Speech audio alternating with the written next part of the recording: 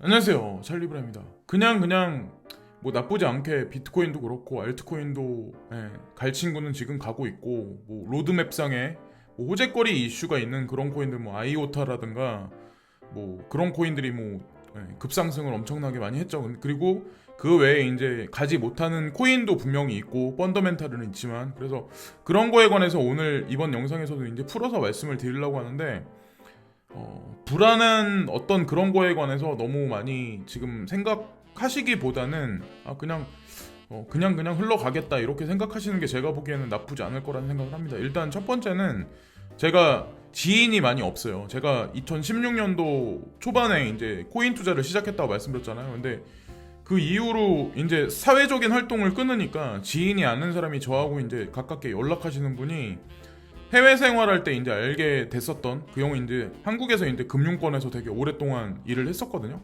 지금은 이제 뭐 그 석유밥 먹고 있지만 뭐 주유소 관련해서 뭐 그런 거 사업하고 관련해서 이제 일을 하니까, 근데 그 형하고 이제 통화를 하다 보니까 그 형이 금융권에 되게 오래 있었고 그런 관련 학과를 나왔기 때문에 아시는 분들이 되게 많은데, 한국증권금융이라는 데 여기 이제 재직하고 계시는 분이 있는데, 그렇다고 뭐 그분이 고위직의 뭐 이사급 정도에 있는 건 아니에요. 연세가, 그러니까 나이대가 그렇게 많이 있으신 분 아니니까. 근데 그 어느 정도 이제 뭐 영향력이 있으신 자리에 있는 분인데, 그분이 이제 가상자산에 관해서 얘기가 나왔는데, 그분이 그러셨대요. 그 가상자산 투자하는 거 본인은 나쁘지 않게 생각을 한다. 주식 투자하는 거나 부동산 투자하는 것도 마찬가지로 중간에 세력도 개입이 돼 있고 사기성도 짙은 게 사실은 주식시장이고 부동산이다, 그런 말씀을 하셨대요. 근데 제가 왜 그런 말씀을 드리냐면, 한국증권금융이라는 데가 이게 뭐 국가기관으로 따졌을 때 3급 정도 수준에 되는 데고, 한국증권금융을 통해서 증권회사들이 대출을 받는데요. 그러니까 막강한 파워를 가지고 있는 기관 중에 하나죠, 사실은. 좋은 직장이, 그러니까 좋은, 어떻게 보면 좋은 직장이기도 하고. 그래서 거기 계시는 형님이 이제 그런 말씀하셨다는 거 듣고, 그래도 내가 생각한 게 뭐 판단이 올바른 판단이었구나, 이런 생각을 했었고, 근데 저 아는 형이 이제 저한테 이제 그런 얘기를 했었거든요. 그래서 그걸 참고적인 사항으로 말씀드리고, 코스모스도 진폭을 그리면서 시세 분출이 있는데, 사실상 뭐 이 차트를 캡처한 건 제가 어저께 저녁에 밤에 캡처를 했거든요. 그래서 저 같은 경우도 약간의 득을 보긴 했는데, 역헤드 숄더 패턴이 이제 그려지면서 사실상 완연하게 상승세로 접어들 가능성이 있는데, 지금 7,000원대까지 이제 상승했다가 약간의 조정 장세가 들어갔는데, 이 차트를 그리신 분이 생각하는 관점에서는 7.2달러 정도까지는 올라갈 가능성이 있다라는 얘기를 지금 하거든요. 그래서 그렇게 따졌을 때는 한 8,000원대 요 정도 때까지는 향후에 진폭을 그리면서 올라가진 않을까. 그래서 단기적인 스윙으로 접근하시는 분들 같은 경우는 뭐 약간의 이제 익절을 보시면서 이제 움직이시면 될 것 같고, 호라이젠 코인도 계속해서 이제 하락을 했죠. 사실은 15일 날부터 지금까지, 8월 달부터 이제 지금까지 사실은 하락을 많이 해서, 제가 알기로는 40%가 넘게 아마 하락한 걸로 알고 있어요.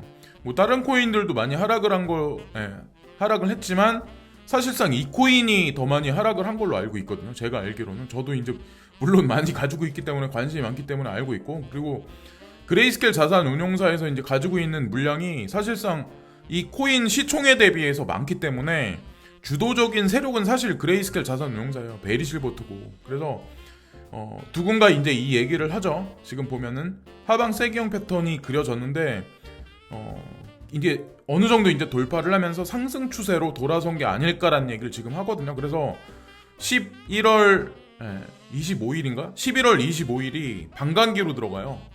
첫 번째 반감기로 들어가기 때문에 이것도 말씀드리고, 지금까지 이제 고생하신 분들 마음고생을 조금 더실 수 있는 구간이 앞으로 뭐 호재거리가 살짝 나오면서 던져지지 않을까라는 기대 심리가 있고, 파일코인에 관해서 이제 한 번 더 오늘도 이제 좀 집중적으로 말씀을 많이 드리려고 하는데, 사실상 파일코인을 휘두르는 세력들이 비트코인 선물이나 옵션 시장도 휘두르는 사람들이기 때문에 제가 그거를 자꾸 말씀드리는 거예요.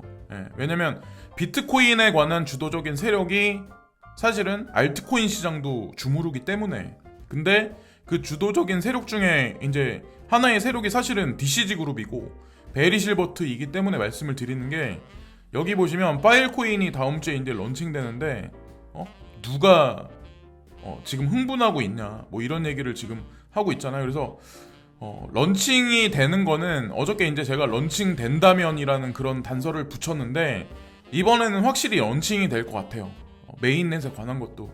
그래서 거래소에도 런칭이 분명히 될 거다 라고 이제 저는 지금 여러 가지 오늘 영상에서 보시면 아마 여러분들이 확신을 가지실 수 있을 거라 생각을 하는데, 이 파일코인이 사실 중요한 게 이더리움 2.0하고도 사실 관련이 있고 이더리움 클래식의 시세 상승하고도 사실 관련이 있어요. 두 코인하고 파트너십 관계를 맺은 것도 사실이고, 그래서 그런 객관적인 자료에 관해서 좀 디테일하게 또 말씀을 드릴 거고, G캐시도 마찬가지예요. 그레이스켈 자산운용사에 있는 포트 중에 좀 많이 하락을 했었죠. 근간에 하락을 많이 했는데, 이 친구 같은 경우도 더블 바텀을 그리면서 상승폭이 앞으로 향후에 좀 많이 나올 가능성이 있다는 얘기를 누군가 하거든요. 그래서 호라이젠 같은 경우는 9% 정도 상승을 했었고, G캐시 같은 경우는 사토시가로 12% 정도 상승을 했었거든요. 그래서 향후에 어떻게 갈진 모르겠지만 두 개의 코인이 마찬가지로 이제 반감기에 있기 때문에 말씀을 드리고, 이게 뭐 사라질 거다라고 말씀하시는 유튜버 분들이 90%가 넘었었어요. 지난 몇 년 동안. 근데 오직 저만 이 코인이 투자하기에 나쁘지 않은 코인이라고 주장을 했어서 욕을 되게 많이 먹었었죠. 한국 시장에서 이제 상장 폐지가 되면서. 근데 누구의 안목이 마지막으로, 그러니까 결판 나서 누구의 안목이 진짜 좋았는지에 관해서는 몇 년 안에 분명히 극명하게 드러날 거라고 판단합니다. 제가 베리 실버트라는 인물하고 견주기에는 뭐 발톱에 때도 안 될 만큼, 발톱에 뭐 발톱도 안 될 만큼의 그런 사람이긴 하지만, 어쨌건 그 사람하고 견해가 전 비슷하다고 생각을 하거든요. 그레이스켈 자산운용사의 포트폴리오에 있는 거는 분명히, 익명성 코인이 있는 건 분명히 이유가 있다. 자, 여기 나오죠. 그리고 파일코인에 관한 거는 탈중앙화되는 저장 시스템 네트워크에 관한 게 인간 사회에 있어서 되게 중요한 어떤 정보를 제공해 줄 거다, 이런 얘기가 나오는데, 어저께도 말씀을 드렸지만 베리 실버트가 이거를 지금 포스팅해서 리트윗을 지금 하고 있잖아요. 이 의미를 여러분들이 잘 보셔야 돼요. 그러니까 DCG에서도 사실 적지 않은 금액이 파일코인에 투자됐다.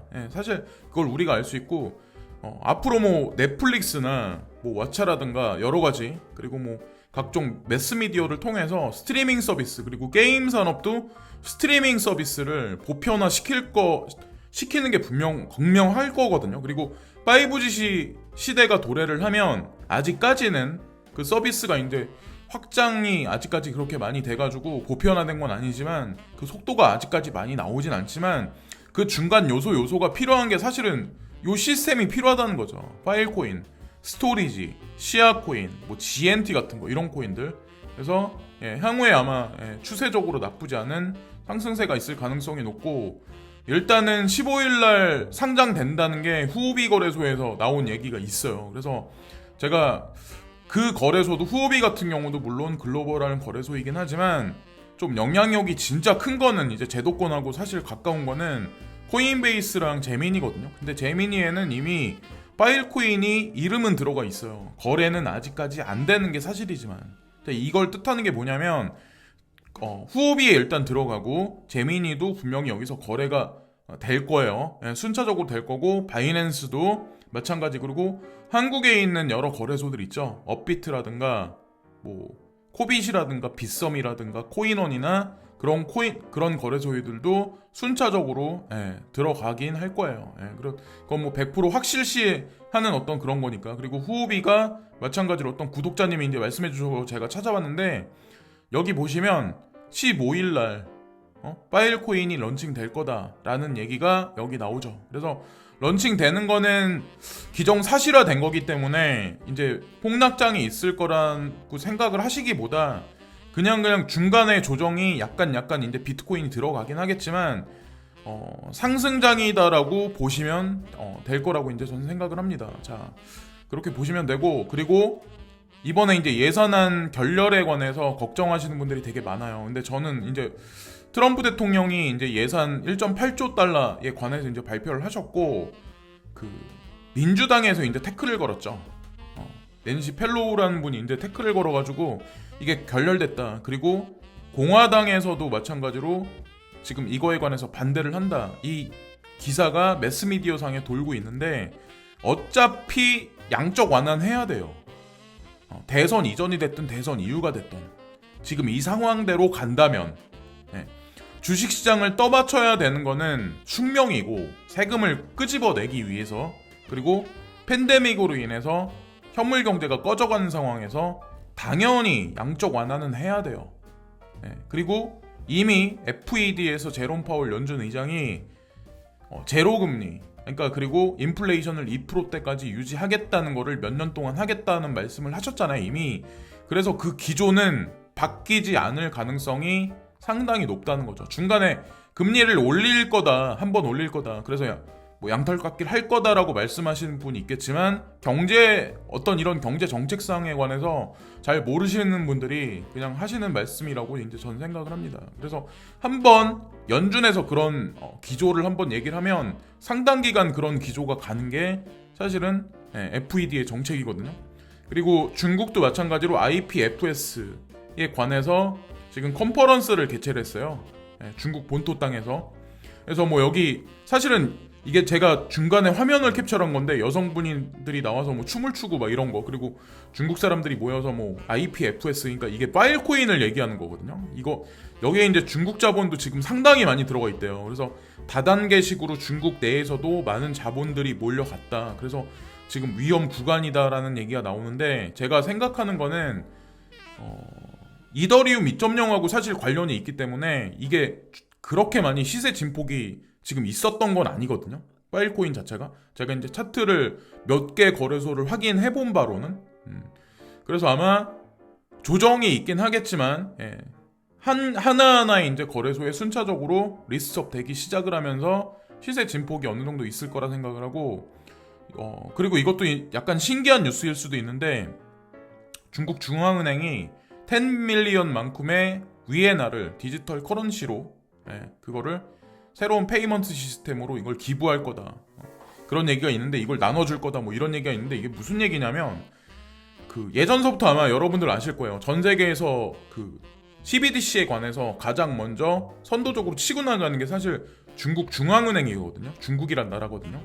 근데 PBOC 캠페인을 지금 벌이고 있는데, 이 디지털 통화를 발행해서 지불 시스템을 현대화하고 개인 발행 암호화폐와의 잠재적 경쟁을 막기 위해 경쟁하는 것입니다. 그래서 중국 남부 도시 선전의 모든 개인은 중국의 4대 은행을 통해서 프로그램에 가입할 수가 있습니다. 그러나 지방정부와 대출기관에 따르면 일부만 복권을 통해 200위안의 빨간 봉투를 받습니다.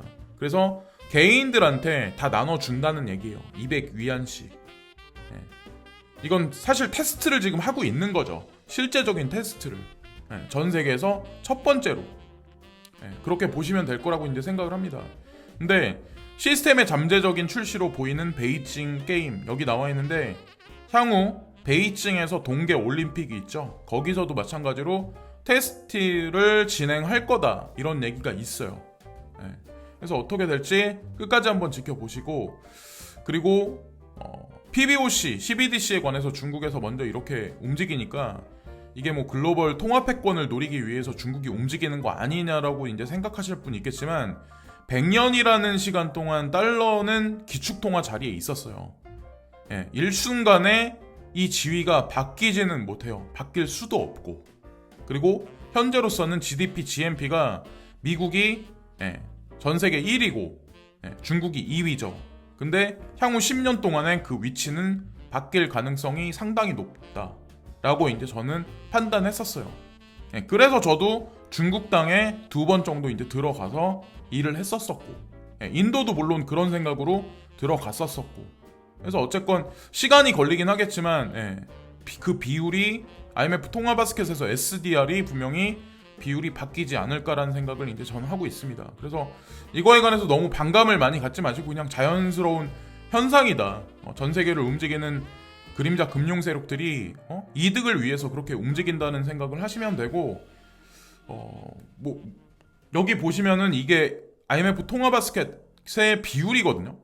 근데 기축 통화인 달러가 41.73%예요. 그래서 2016년도에 위에나가 SDR에 들어가면서 사실은 47% 이상 됐었던 그 달러가 퍼센테이지가 떨어졌거든요.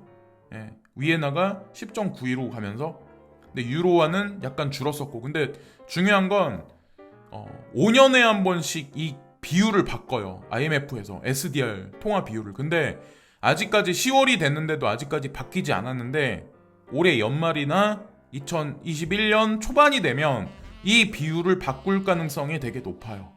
그래서 아마도 이거 제 개인적인 생각인데, 유로화 비율을 상당히 많이 높여놓고 달러를 줄이고, 그리고 위에나의 비율을 조금 더 늘려나갈 가능성이 높다라는 생각을 전 하거든요.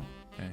그리고 비트코인이 여기 나와있는 5대 통화바스켓 안에 6대 통화바스켓으로 선정이 되지 않을까라고 생각하는 게 제 개인적인 생각입니다. 이건 희망회로가 아니라 현재 이제 명목화폐 통화 시스템은 지속적인 제로 금리를 향해서 만약에 양쪽 완화가 지속되고 된다면 결국에는 뭔가 보완할 수 있는 새로운 시스템이 분명히 필요하거든요. 그게 아마 BTC를 위주로 한 CBDC, 전 세계 이제 CBDC와 그렇게 되지 않을까라는 생각을 이제 하고 있고, 여기 보면 IMF죠. 인터내셔널 머니터리 펀드. IMF에서 이번에 컨퍼런스를 개최를 했는데, 이거 뭐 국경 간 뭐 페이먼트 시스템에 관한 거죠. 그래서 새로운 것들이 이제 시작된다 뭐 이런 얘기가 있는데, 여기 보시면은 19일 날, 이번 달 19일 날, 2020년 이번 달 19일 날 컨퍼런스가 이게 개최되는데, 어떤 구독자님이 이 링크를 달아주셨어요. 그래서 제가 보니까 그래서 여기 보시면은 제롬 파월 연준 의장, 현재 연준 의장님이죠. 제롬 파월 연준 의장님이 참석을 하세요. 그래서 8시부터 9시까지 이분이 회의에 참석해서 이제 말씀을 또 하시고, 여기 보시면 9시에서 10시에 누가 들어가냐면 스텔라 루멘 CEO 대표분이 이번에 또 참석을 해요. 그래서 국경 간 지급 결제에는 XRP 위주로만 이렇게 된다고 생각하시는 분이 있겠지만, 제가 알기로는 IBM이 백그라운드에 있는 스텔라도 못지않게 하나의 영역을 차지하는 걸로 알고 있거든요. 그래서 뭐 XRP가 위냐 스텔라 루멘이 위냐 이렇게 보지 마시고, 두 개의 어떤 그 페이먼트 시스템이 하나의 영역을 차지하는 어떤 그런 게 있지 않을까. 근데 스텔라 코인한테는 사실 이게 호재일지는 모르겠어요. 어떻게 될지 모르겠지만 어쨌건 스텔라 같은 경우도 그레이스케일 자산 운용사에 있죠. 그래서 여기 보시면은, 그리고 또 하나 이제 알트코인에 관해서 이제 말씀드리려고 하는데, 디지털 커런시 그룹에서 예전에 이제 직접 투자했던 게 시빅 코인이 있었고, 디센트럴 랜드, 이거는 뭐 간간히 베리 실버트가 이제 언급을 하니까, 그리고 파일 코인에 관해서는 요즘에 베리 실버트가 직접 언급을 하기 시작을 했죠. 그래서 어쨌건 시빅도 장투용으로 보시고, 디센트럴 랜드는 뭐 더더욱이나 저도 자주 언급을 했었고, 파일 코인은 이미 투자하신 분들은 좀 지켜보세요. 그리고 시장의 유동성이 풀려서 메인넷이 이제 런칭되고 리스트업이 각 대형 거래소에 리스트업이 되기 시작을 하면 이 코인도 아마 재미난 일이 되게 많을 거예요. 특히나 이제 다른 알트코인들보다 시총 상위로 금방 올라갈 가능성이 높은 코인 중에 하나고, 제가 이제 코인 투자를 하면서 요 근래 이제 댓글을 보면서 드리고 싶은 말씀이 있어서 말씀드리려고 하는데, 코인이 올라가면은 더 사야 된다. 그러니까 사려고 이제 하시는 분들이 있는데, 반대로 하셔야죠. 코인이 패닉하고 사람들이 욕을 하고 막 그럴 때 관심을 많이 가지시고, 그리고 걱정이 되게 많으신 분들이 있어요. 제가 이제 보면은 이번에 뭐 트럼프 예산안이 결렬돼서 그것 때문에 이게 부정적으로 되진 않을까, 그리고 이런저런 걱정에 투자 의심을 하시는 분들이 되게 많아요. 근데 저는 그런 마인드 가지신 분들은 투자할 필요가 없다는 생각을 하거든요. 예전에도 아마 말씀드렸을 거예요. 트럼프 예산안 결렬됐다, 이거 찬물 끼얹는 거 아닐까. 뭐 단기적으로 그럴 수 있죠. 악재로 작용할 수도 있던데, 제가 말씀드렸잖아요. 어차피 마이너스 금리 쪽으로 가는 기조금리에 지금 현재 스트리밍에서는 결국엔 양적 완화를 멈출 수가 없다. 전 세계 모든 국가들은. 그리고 해킹 사태에 관해서, 쿠코인 해킹 사태에 관해서 걱정하시는 분들, 그리고 각종 불안한 요소가 가상자산 시장은 더더욱이나 많아요. 아직까지 제도권에서 완전하게 주식시장 같이 만들어 놓은 상태가 아니잖아요. 근데 그러기 바로 초입이라고 저는 이제 생각을 하거든요.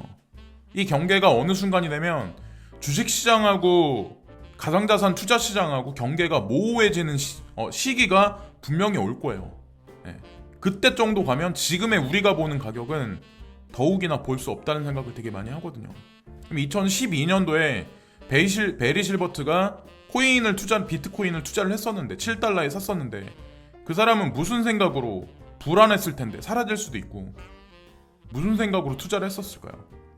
2016년도 제가 이 시장에 처음 들어왔을 때 98%가 제 주변에 있는 사람들, 그리고 뭐 이때 이제 이 투자 시장에 있었던 분들은 아마 아시겠지만 98%의 사람들이 색안경을 끼고 이 시장을 많이 바라봤었어요.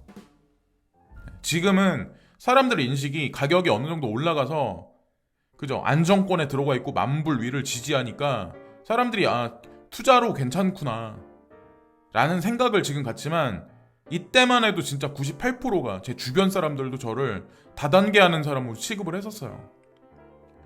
제가 유튜브를 시작하게 된 이유가 2018년도부터 했는데 16년도 2월 달부터 투자를 진행해서 2018년도부터는 유튜브를 하기 시작했는데, 유튜브를 처음에 시작하게 됐던 게 왜 그랬었냐면, 중국하고 미국의 어떤 그런 거에 관해서, 어떤 흐름에 관해서도 이상한 소리 하시는 분들, 그리고 코인 시장에 관해서도 잘 모르시는 분들이, 이상한 얘기 하시는 분들이 되게 많기 때문에 제가 그때서부터 사실 유튜브를 시작했었어요. 내가 해야 되겠다. 그렇다고 뭐 저는 뭐 100% 깨끗할까요? 물론 뭐 저도 저 나름대로의 뭐 제가 보는 관점이 틀린 것도 있긴 하겠지만, 그래도 웬만한 분들보다는 다른 나라에서 백인 사회나 동양인 사회, 뭐 중국 시장이든 인도 시장이든 뭐 유럽 시장이든 근무를 많이 했었어요. 그래서 마인드 자체가 한국에서만 계속 계셨던 분들, 그리고 한 나라에, 영어권에서도 한 나라에 국한되게 연세가 이제 그런 나라에서 이제 뭐 이민 3세대 그러신 분들은 이제 마인드가 좀 틀리겠지만, 뭐 1세대 같은 경우는 고지식한 거는 되게 바뀌지 않은 건 전 알고 있거든요. 그리고 끝으로 드리고 싶은 말씀이, 노후 대비해서 연금이나 보험이라는 생각으로 코인을 투자를 하셔야지, 이거를 내가 당장 투자해서 10배, 20배 당장 가야지 그게 당연하다고 생각하시면 이 시장에 오래 못 있어요. 이렇게 코인이 막 간다고 하더라도 언제 약간의 조정이 들어갈지도 몰라요. 항상 불안한 요소가 있는 게 이 시장이라는 거를 항상 염두에 두시면서 장기 투자로 보시는 게 낫고, 이 트렌드를 보시면은 테슬라가 주가가 요 근래 이제 조정이 들어갔지만, 앨런 머스크도 사기꾼 소리를 되게 많이 들었었잖아요. 한 1년 반 전인가만 해도 앨런 머스크를 조롱하는 사람들이 되게 많았어요. 주식이 올라가기 전까지는. 근데 대중들은 본인이 투자한 어떤 그 자산이 가격이 올라가면 마음의 안도를 갖는 거예요. 그 값어치도 변했다고 생각을 하고. 근데 처음부터 이 값어치는 변하지 않았어요. 근데 테슬라의 기가팩토리라는 데에 여기 보시면은 리버티 비트코인 ATM이라고 여기 써있죠. 비트코인 관련한 ATM기가 한 대가 기가팩토리에 들어가 있대요. 이게 뜻하는 바가 뭘까요? 과연 이 한 가지 그러니까 사진이 여러 가지를 내포하고 있다라는 생각을 하거든요. 그리고 저랑 이제 아는 지인이 이제 주유소 관련한 뭐 사업을 하기 때문에 그 형한테 이제 듣는 얘기가 있기 때문에 이것도 말씀드리려고 하는데, 되게 생뚱맞은 게 있어요. 유럽 이산화탄소 배출량을 130에서 95로 줄인다, 강화시킨다. 결국 탄소세를 올리겠다는 얘기거든요. 탄소세를 매기겠다는 얘기거든요. 그리고 화석 연료에 관한 거를 점진적으로 줄이겠다. 독일, 프랑스, 스웨덴 등 시장 진출이 잇따라. 근데 제가 이거를 말씀드리려고 하는 이유가, 여기 보시면 각 국가별 제재 조치도 시행 중이다. 덴마크는 2030년부터 경유 휘발유를 사용하는 신차 판매를 전면 금지하기로 했다.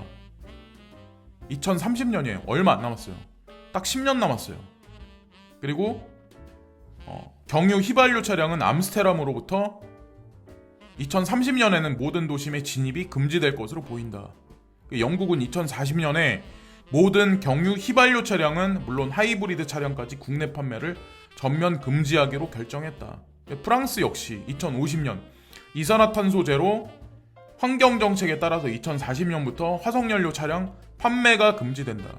그래서 국내에 지금 BMW, 아우디, 벤츠 차량 중에 세일을 되게 많이 하는 화석연료 차량들이 있는데 그게 그 이유 때문에 유럽에서 지금 구형 모델을 다 내보내고 있다라는 얘기를 저 아는 형이 지금 하고 있더라고요. 어저께 이제 전화 통화 하다가 이제 알게 된 사실이었고, 근 한 1년 전, 2년 전만 해도 셰일가스를 미국에서 무기화해서 결국엔 전 세계 패권을 휘어잡을 거다라고 말씀하시는 분들이 상당히 많았었죠. 그리고 그분들이 백인 사회를 동경하는 게 되게 많은 것 같아요. 제가 이렇게 가만히 보면 제가 이런 말씀을 많이 드리는 이유가 막상 백인 사회에 가서 백인들하고 이렇게 어울리고 그거에 관해서 우월 의식을 느끼는 것도 저도 이제 사실이었는데 그게 시간이 흐르고 이제 가보면 똑같아요. 똑같은 인간이라는 거죠. 그냥 한국 사회에서 있는 우리가 대하는 사람들이나 미국에 가서 미국이나 아니면 프랑스 가서 백인들 접하는 거나 나중 가면 똑같은 인간이라는 거를 다 느끼게 된다는 거죠. 그리고 다 똑같아요.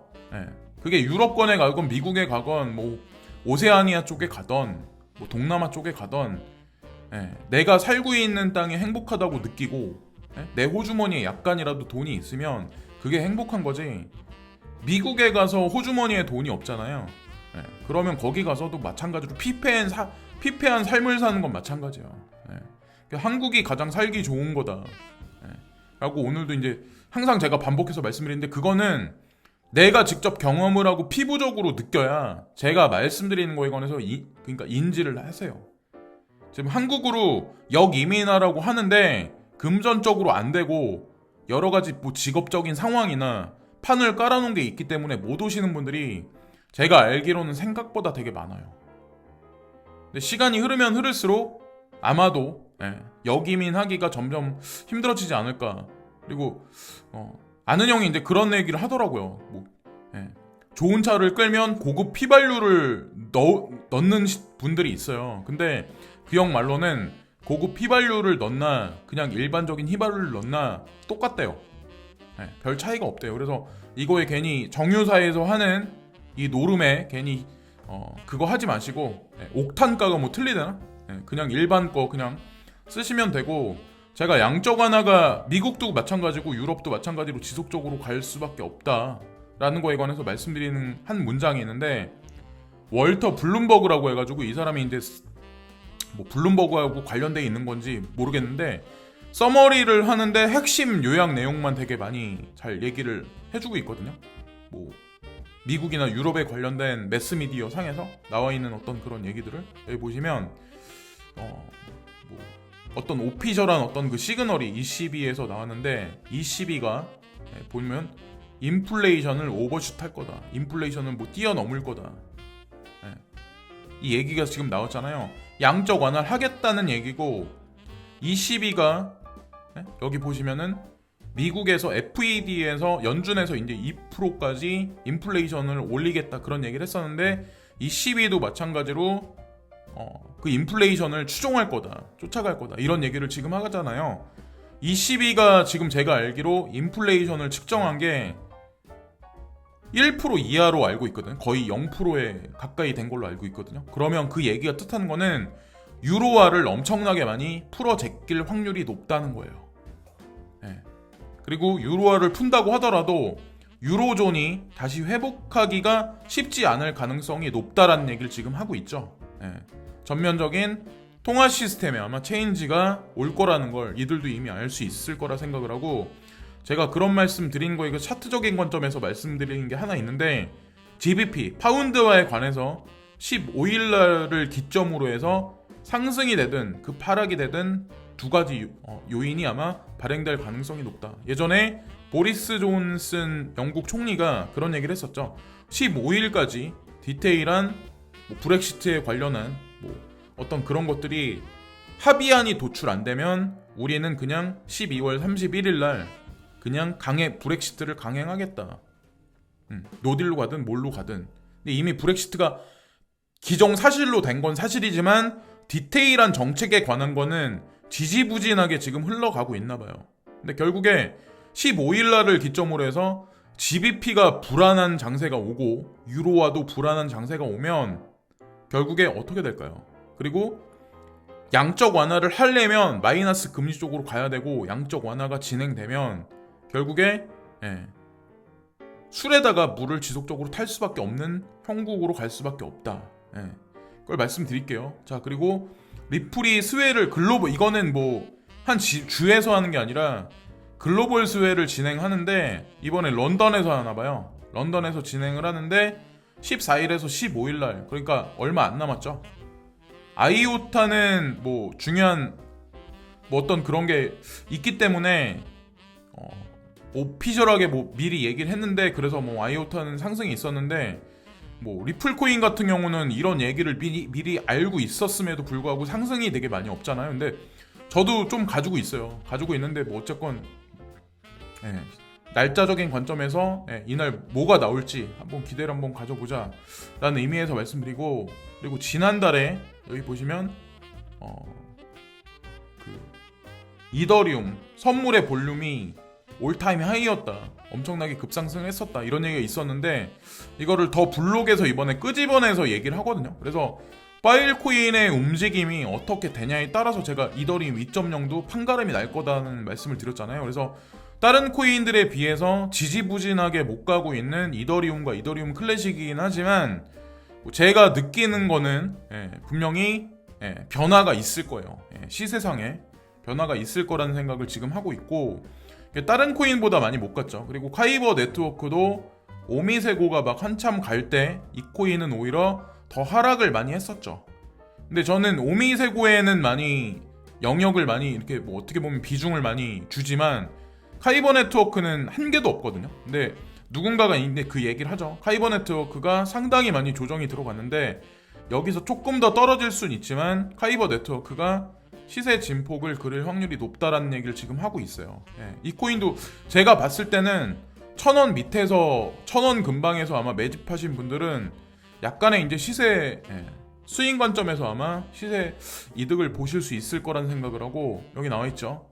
파일코인이 예전에 이제 콘체시스가 관련돼 있다 그런 말씀을 드렸었는데, 이더리움 재단이죠.